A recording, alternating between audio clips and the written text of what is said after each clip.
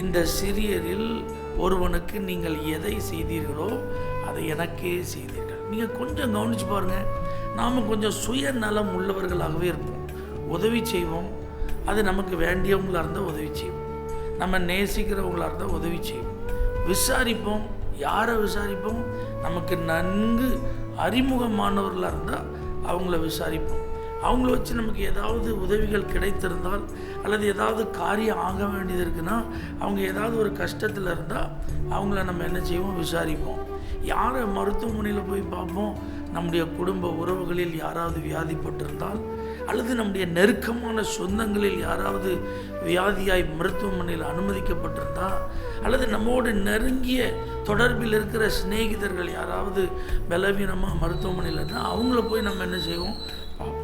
ஏன்னா நம்ம இந்த பூமியில் செய்கிற ஒவ்வொரு கிரியைகளும் ஆண்டவருடைய ஞாபக புஸ்தகத்தில் பதிவு செய்யப்படுகிறது.